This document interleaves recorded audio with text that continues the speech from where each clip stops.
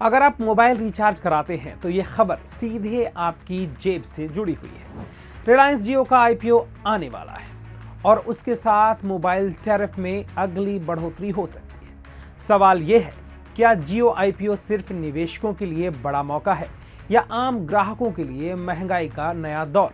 नमस्कार, मैं देवव्रत वाजपेयी। बिजनेसनामा में हम समझेंगे जियो आईपीओ, टैरिफ बढ़ोतरी और टेलीकॉम सेक्टर में क्या चल रहा है।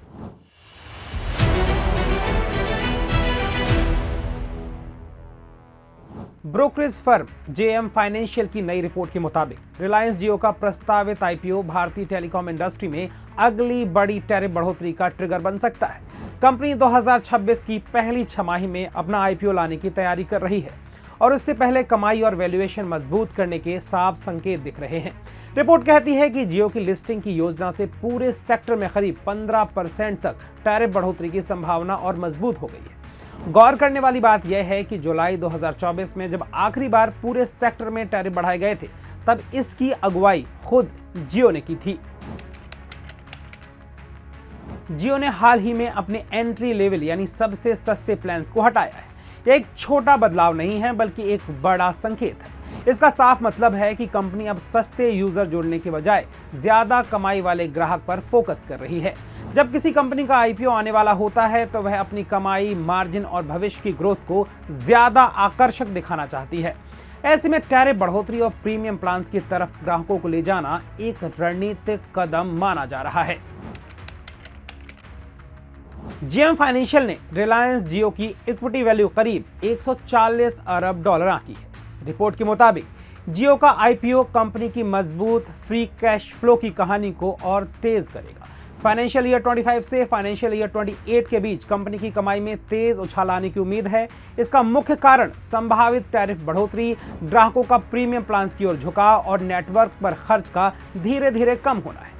आईपीओ के बाद जियो का वैल्यूएशन मौजूदा स्तर से और ऊपर जा सकता है।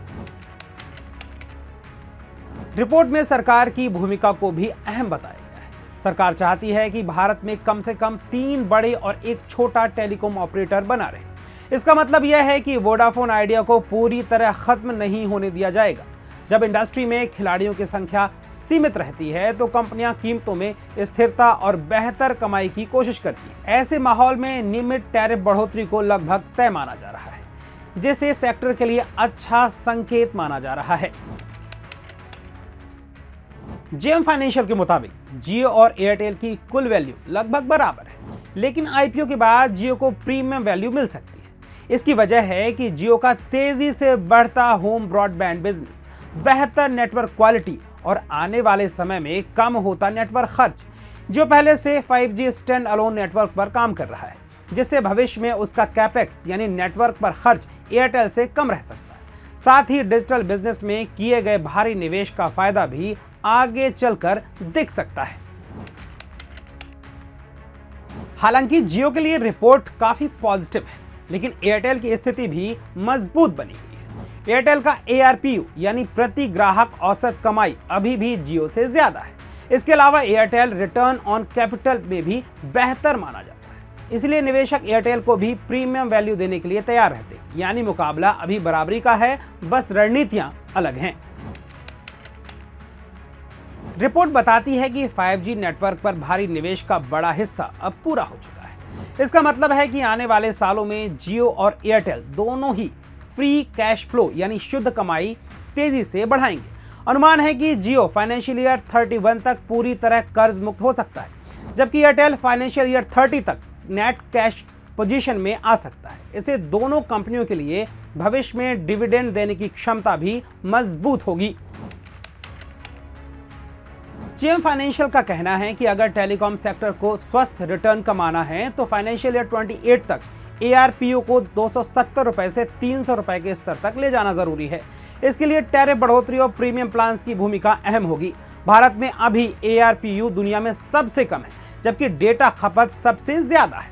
यही असंतुलन कंपनियों को बार बार टैरिफ बढ़ाने की तरफ धकेलता है।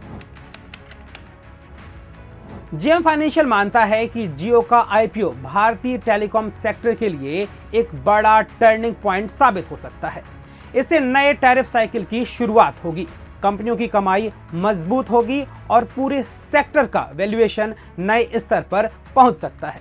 यही वजह है कि ब्रोकरेज ने जियो पर पॉजिटिव रुख बनाए रखा है। कुल मिलाकर जियो आईपीओ निवेशकों के लिए मौका है, लेकिन आम ग्राहकों के लिए रिचार्ज महंगे होने का संकेत भी।